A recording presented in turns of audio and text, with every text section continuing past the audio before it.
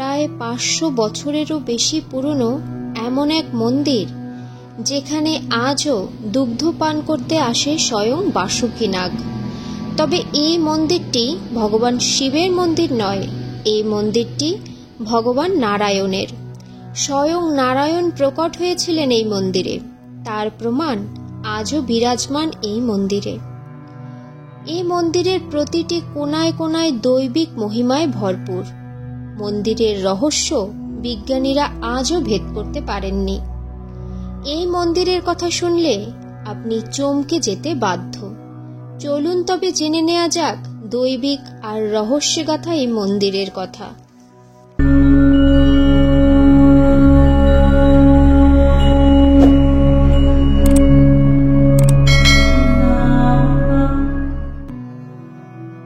ভগবান সদা সর্বদা সর্বত্র বিরাজমান। ভগবানকে শুদ্ধ চিত্তে ডাকলে তিনি অবশ্যই তার ভক্তকে সাড়া দেন। এই মন্দিরের নানান রহস্য ও কাহিনী লুকিয়ে রয়েছে। রাজস্থানের যোধপুরিয়া ভিলওয়ারার মালাসেরি ডুংরি গ্রামে এই মন্দিরটি অবস্থিত।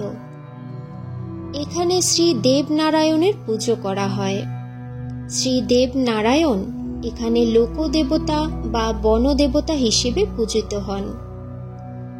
প্রচলিত বিশ্বাস এবং এই মন্দিরের কাহিনী অনুযায়ী শ্রী দেবনারায়ণ ভগবান বিষ্ণুর অবতার। এই মন্দির নিয়ে একাধিক অজানা রহস্য এবং কাহিনী রয়েছে। প্রচলিত কাহিনী অনুযায়ী ভিলওয়ারায় মালাসেরি ডুংরিতে মাতা সুডুর একদা শ্রী বিষ্ণুর আরাধনায় অখণ্ড তপস্যায় লীন হন।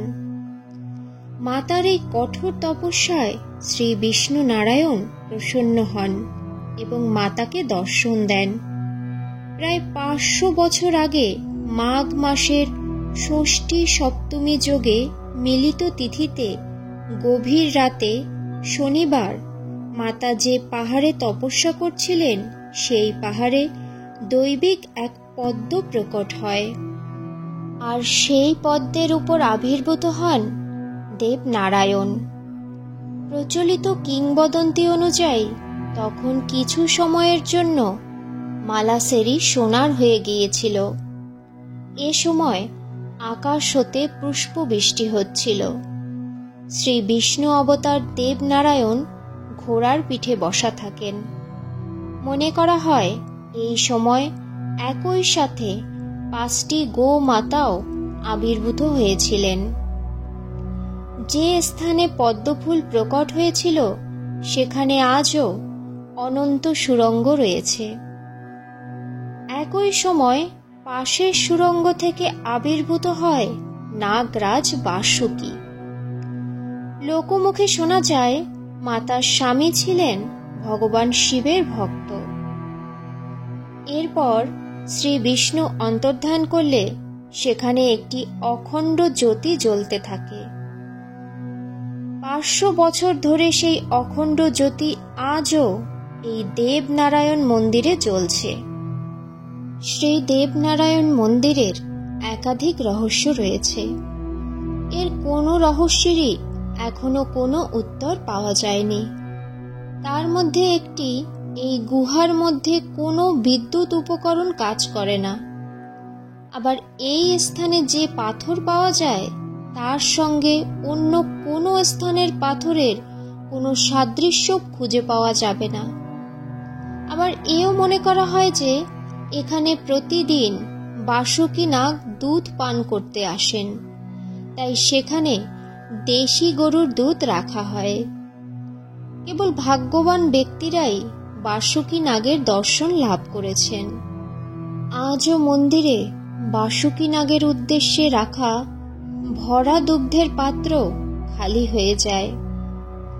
এই মন্দিরে শত বছর ধরে গুর্জর সমাজের ওসওয়াল গোত্রের ভোপাজি পুজো করে আসছেন।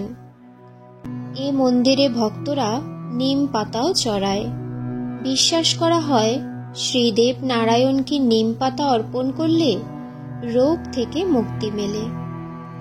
এখানে 12 মাসে 24 ঘন্টা ভোগ নিবেদন করা হয়। দেশ বিদেশ থেকে লাখো দর্শনার্থী আসেন পবিত্র এই মন্দির দর্শন করতে। এই মন্দিরে শ্রাবণ এবং ভাদ্র মাসে বিশেষ পুজো এবং মেলারও আয়োজন হয়। তখন লাখো লাখো ভক্তের আনাগোনা হয় এই মন্দিরে অখণ্ড জ্যোতি, শ্রী দেবনারায়ণ আর বাসুকী নাগের দর্শন পেতে। এরকম আরও ধর্মীয় ভিডিও, হিন্দু ধর্মের পূজা পাঠ, ব্রত এবং পৌরাণিক এবং রহস্যময় মন্দির সম্পর্কে জানতে সনাতন জ্ঞান চ্যানেলের সাথেই থাকুন।